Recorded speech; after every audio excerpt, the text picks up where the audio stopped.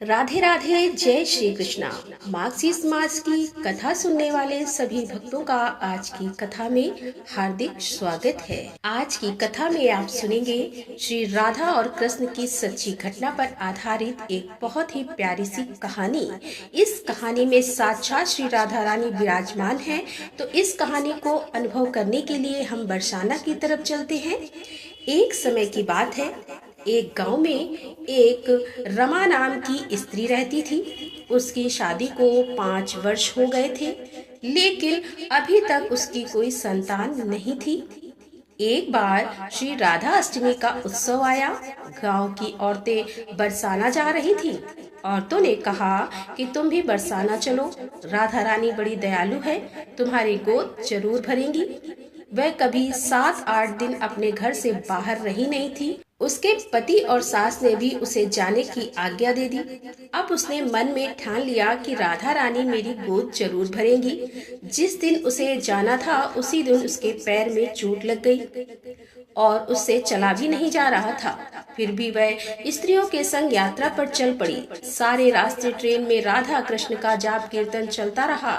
इस प्रकार सभी स्त्रियों के साथ वह बरसाना पहुंच गई। सभी नहा धोकर राधा जी के मंदिर में जाने के लिए तैयार हुए। राधा जी के महल में जब आते हैं तो ऊपर बहुत सी सीढ़ियां चढ़ने पड़ती हैं। अब जैसे सीढ़ियां सब चढ़ने लगे तो उसने स्त्रियों से कहा, तुम आगे आगे चलो, मैं धीरे धीरे सीढ़ियों से आ रही हूँ। पैर में चोट लगने की वजह से चला भी नहीं जा रहा था। 2-4 सीढ़ियां चढ़ने के बाद उसका पैर मुड़ गया और वह नीचे गिरने लगी। तभी एक 7-8 साल की कन्या ने उसका हाथ पकड़ लिया। रमा बोली, बेटी, आज अगर तुम ना होती तो मैं तो नीचे ही गिर गई होती। वह कन्या बोली, मैया, ऐसे कैसे गिर जाने देती मैं तुम्हें। रमा ने पूछा, बेटी, तुम्हारा नाम क्या है? वह बोली, लाडो नाम है, मैं यहीं पास में रहती हूँ। वे दोनों सीढ़ियों पर ही बैठ गए। लाडो कहने लगी, मैया, मेरे लिए क्या लाई हो? अब रमा सोचने लगी कि ना कोई जान ना पहचान और लाडो ऐसी बातें कर रही है। फिर रमा ने कहा, लाडो, मैं कल तुम्हारे लिए लेकर जरूर आऊंगी। तुम्हें क्या पसंद है, बताओ जरा। लाडो बोली कि मुझे नथनी, गले का हार, कान के कुंडल, चूड़ियाँ, मेहंदी, घाघरा, चोली, यह सब चीजें बहुत पसंद है, कुछ भी ले आना। इतना कहकर वह बालिका भाग गई। जैसे तैसे रमा भी मंदिर में दर्शन करके लौट आई और आकर सोचने लगी कि उस बालिका के बारे में। इसके बाद वह बाजार गई और बाजार से उसने लाडो के लिए गले का हार और चूड़ियां खरीदी। अगले दिन वहीं जहां पहले मिले थे, लाडो उसका इंतजार करती हुई मिली। चूड़ियां और गले का हार जैसे ही उसने उसे दिया, वह बोली, बस इतनी सी ही, और चीजें नहीं लाई, और वह मुंह फुलाकर बैठ गई। तब रमा बोली, अभी मैं 8 दिन यहीं पर हूँ और रोज तुम्हारे लिए कुछ न कुछ लाया करूँगी। यह सुनकर लाडो उसकी गोद में बैठ गई और गले से लग गई। रमा तो रोने लगी जैसे उसे एक संतान मिल गई हो। खूब प्यार से उसके सिर पर हाथ फेरा और ऐसे ही वह फिर से चली गई। रमा ने मंदिर से आकर घाघरा और चोली उसके लिए बनाई। ऐसे ही रोज कुछ न कुछ वह से देती। एक दिन रमा कहती, वह सारी चीजें मुझे पहन कर भी तो दिखा कि कैसी लगती है। लाडो बोली, कल राधा अष्टमी है, कल पहनूंगी।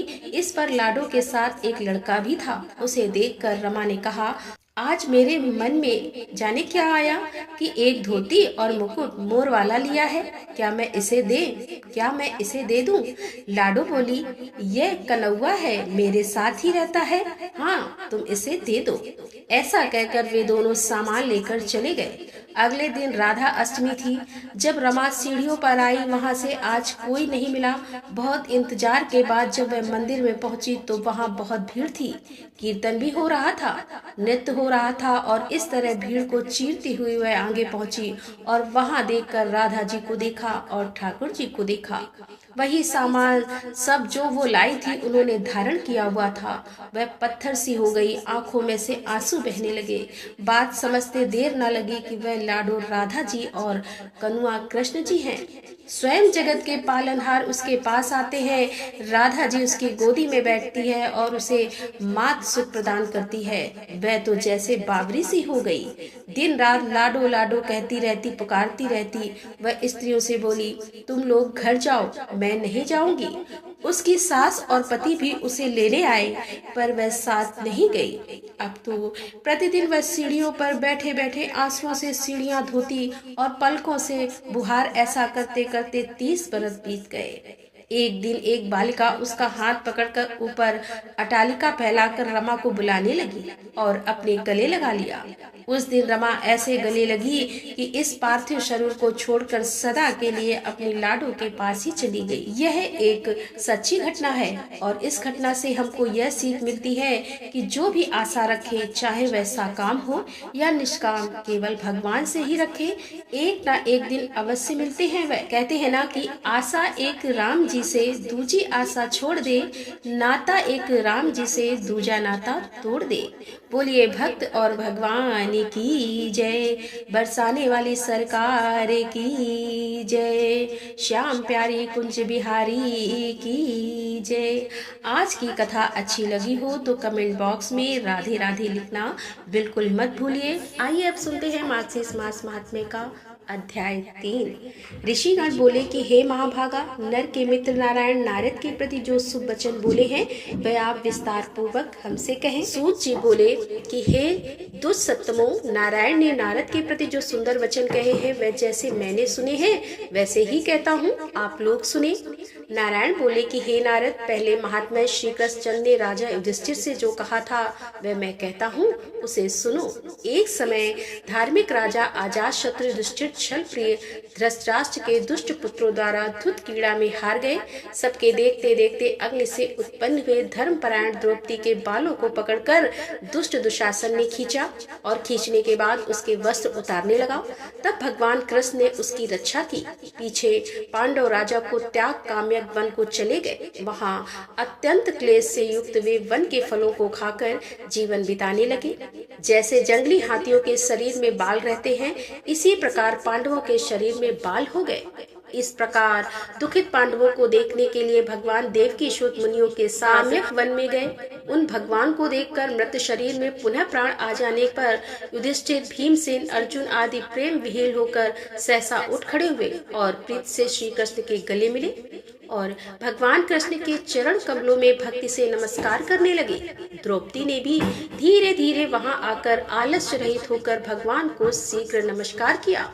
उन दुखित पांडवों को मृग के चर्म के वस्त्रों को पहने देख और समस्त शरीर में धूल लगी हुई, रूखा शरीर, चारों तरफ बाल बिखरे हुए द्रौपदी को भी उसी प्रकार दुर्बल शरीर वाली और दुखों से घिरी हुई देखा। इस तरह दुखित पांडवों को देखकर वे अत्यंत दुखी हुए। भक्त वत्सल भगवान धृतराष्ट्र के पुत्रों को जला देने की इच्छा से उन पर क्रोध हुए और विश्व के आत्मबाहों को चढ़ाकर गुरेर कर देखने वाले करोड़ों काल के कराल मुख की तरह मुख वाले धधकती हुई प्रलय की अग्नि के समान उठे। ओठों को दांत के नीचे जोर से दबाकर तीनों लोगों को जला देने की तरह ऐसे उद्यत हुए जैसे श्री सीता के वियोग में संतप्त भगवान रामचंद्र को रावण पर जैसा क्रोध आया था। उस प्रकार से क्रुद्ध भगवान को देखकर कांपते हुए अर्जुन कृष्ण को प्रसन्न करने के लिए द्रौपदी, धर्मराज तथा और लोगों से भी अनुमोदित होकर शीघ्र ही हाथ जोड़कर उनकी स्तुति करने लगे। अर्जुन बोले कि हे कृष्ण, हे जगत के नाथ, हे नाथ, मैं जगत के बाहर नहीं हूँ, आप ही जगत की रक्षा करने वाले हैं। हे प्रभु, क्या मेरी रक्षा आप ना करेंगे? जिनके नेत्र के देखने से ही ब्रह्मा का पतन हो जाता है, उनके क्रोध करने से क्या नहीं हो सकता? यह कौन जानता है कि क्या होगा? हे संहार करने वाले, क्रोध का संहार कीजिए। हे तात के पात, हे जगतपति, आप ऐसे महापुरुषों के क्रोध से संसार का प्रलय हो जाता है।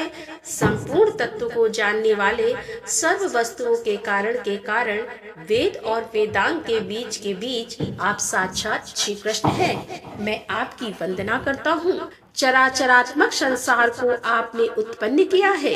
हे सर्वमंगल के मांगल्य हैं और सनातन के बीच रूप हैं। इसीलिए एक के अपराध से अपने बनाए समस्त विश्व का आप नाश कैसे करेंगे? कौन भला ऐसा होगा जो मच्छरों को जलाने के लिए अपने घर को जला देता हो? श्री नारायण बोले कि दूसरों की वीरता को मर्दन करने वाले अर्जुन ने भगवान से इस प्रकार निवेदन कर प्रणाम किया। तब सूत जी बोले कि श्री कृष्ण ने अपने क्रोध को शांत किया और स्वयं भी चंद्रमा की तरह शांत हो गए।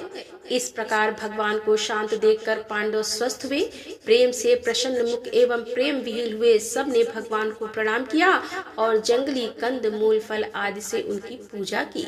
नारायण बोले, तब शरण में जाने योग्य भक्तों के ऊपर कृपा करने वाले श्री कृष्ण को प्रसन्न जान विशेष प्रेम से भरे हुए नम्र अर्जुन ने बारंबार नमस्कार किया और जो प्रश्न आपने हमसे किया है वही प्रश्न उन्होंने श्री कृष्ण से किया। इस प्रकार अर्जुन का प्रश्न सुनकर श्री कृष्ण क्षण मात्र मन से सोचकर अपनी सुदर्घ पांडवों को और व्रत को धारण की हुई द्रौपदी को आश्वासन देते हुए वाक्ताओं में श्रेष्ठ श्री कृष्ण पांडवों से हितकर वचन बोले कि श्री कृष्ण जी बोले कि हे राजन, हे महाभागा, हे भीमत्से, अब मेरा वचन सुनो। आपने यह प्रश्न अपूर्व किया है, आपको उत्तर देने में मुझे उत्साह नहीं हो रहा है। इस प्रश्न का उत्तर गुप्त से भी गुप्त है, ऋषियों को भी नहीं विदित है। फिर भी हे अर्जुन, मित्र के नाते अथवा तुम हमारे भक्त हो, इस कारण से हम सब कहते हैं। हे शुभ्रत, वह जो उत्तर है वह अति उग्र है, अतः क्रम से सुनो। चैत्रादि जो 12 मास निमेष महीनों के दोनों पक्ष घड़ियों, प्रहर, दोपहर, 6 ऋतुओं, मुहूर्त, दक्षिणायन और उत्तरायण वर्ष, चारों युग, इसी प्रकार परार्थ तक जो काल है, यह सब और नदी, समुद्र, तालाब, कुएं, बावली, गढ़िया, लता, औषधियों, वृक्ष, बांस आदि पेड़, वन की औषधियाँ, नगर, गांव, पर्वत, पुरिया, ये सब मूर्ति वाले हैं और अपने गुणों से पूजे जाते हैं। इनमें ऐसा कोई अपूर्व व्यक्ति नहीं है जो अपने अधिष्ठात देवता के बिना रहता हो। अपने अपने अधिकार में पूजे जाने वाले ये सभी फल को देने वाले हैं। अपने अपने अधिष्ठात देवता के योग के महात्म्य से ये सब सौभाग्यवान हैं। हे पांडुनंदन, एक समय अधिमास उत्पन्न हुआ। उस उत्पन्न हुए असहाय निंदित मास को सब लोग बोले कि यह मलमास सूर्य की संक्रांति से रहित है, अतः पूजने योग्य नहीं है। यह मास मल रूप होने से छूने योग्य नहीं है और शुभ कार्यों में अग्राह है और शुभ कार्यों में आग्रह है। इस प्रकार के वचनों को लोगों के मुख से सुनकर यह मास निर्धूक, प्रभार रहित, दुख से घिरा हुआ, अति खिन्न मन, चिंता से ही ग्रस्त मन होकर व्यथित हृदय से मरणासन की तरह हो गया। फिर वह धैर्य धारण कर मेरी शरण में आया। हे नर, वैकुंठ भवन में जहाँ मैं रहता था वहाँ पहुँचा और मेरे घर में आकर मुझ परम पुरुषोत्तम को इसने देखा। उस समय अमूल रत्नों से जड़ित स्वर्ण के सिंहासन पर बैठे मुझको देखकर यह भूमि पर साष्टांग दंडवत कर हाथ जोड़कर नेत्रों से बारंबार आंसुओं की धारा बहाता हुआ धैर्य धारण कर गदगद वाणी से बोला। सूत जी बोले कि इस प्रकार महामुनि बद्रीनाथ कथा कहकर चुप हो गए। तब नारायण के मुख से कथा सुन भक्तों के ऊपर दया करने वाले नारद मुनि पुनः बोले। नारद बोले, इस प्रकार अपनी पूर्ण कला से विराजमान भगवान विष्णु के निर्मल भवन में जाकर भक्ति द्वारा मिलने वाले जगत के पापों को दूर करने वाले योगियों को भी शीघ्र न मिलने वाले जगत को अभयदान देने वाले ब्रह्म रूप मुकुंद जहाँ पर थे उनके चरण कमलों की शरण में आया हूँ। अधिक मास क्या बोला। दोस्तों, यहाँ पर मार्गशीर्ष मास का 3रा अध्याय समाप्त होता है। इसका आगे का अध्याय लेकर हम आपके सामने फिर उपस्थित होंगे। तब तक के लिए राधे राधे, जय श्री कृष्णा, हर हर महादेव, जय भोलेनाथ की।